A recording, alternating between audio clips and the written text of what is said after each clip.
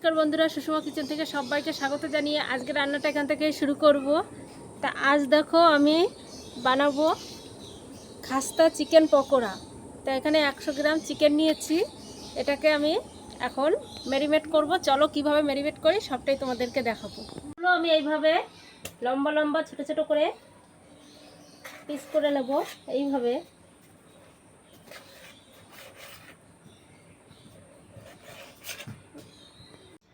তা দেখো বন্ধুরা, মাংসগুলো আমি ছোট ছোট করে টুকরো করে নিয়েছি লম্বা লম্বা।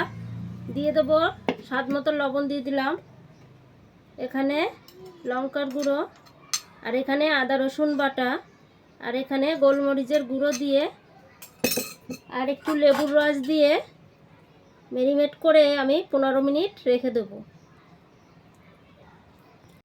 তা দেখো এইভাবে আমি 15 মিনিট ম্যারিনেট করে রেখে দেবো।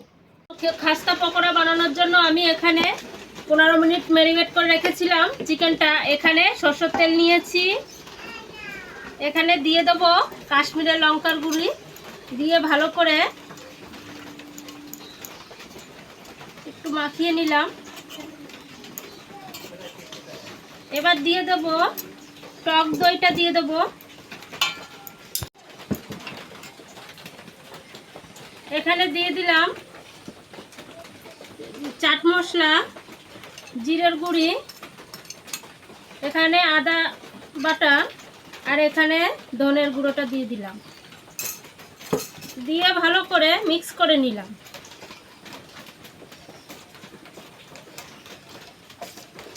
এবার ম্যারিনেট করা মাংসটা দিয়ে দেবো, এইভাবে দিয়ে দিলাম। দিয়ে ভালো করে মাখিয়ে নেব। মাখিয়ে আমি আরও 15 মিনিট আমি রেখে দেবো। সরিয়ে দিয়েছি, এখানে তেল দিয়ে দেবো, কড়াইতে তেল দিয়েছি, আর একটু দিয়ে দেবো ভাজার জন্য। আর এখানে আমি ময়দা নিয়েছি, আর এখানে ম্যারিনেট করা চিকেনটাকে আমি এইভাবে ময়দার সাথে মাখিয়ে নেব। মাখিয়ে এই ঠান্ডা জলের ভিতরে দিয়ে আমি আবার ময়দার সাথে এইভাবে মাখিয়ে নেব। ভালো করে মাখিয়ে আমি আস্তে আস্তে গরম তেলে লবতে দেব। এইভাবে কড়াইতে দিয়ে দিলাম। সবগুলো আমি এইভাবে দিয়ে দেব। পকোড়াগুলো আমার খাস্তা পকোড়া হয়ে গেছে, আমি তুলে নিলাম। একদম খাস্তা হয়েছে, শক্ত হয়ে গেছে চিকেন পকোড়াগুলো। দেখো এই যে আমার খাস্তা চিকেন পকোড়া কেমন হয়েছে দেখো, একেবারে খাস্তা, খুবই সুন্দর লাগছে। আপনারা ট্রাই করবেন, কমেন্ট করবেন, লাইক করবেন, সাবস্ক্রাইব করবেন।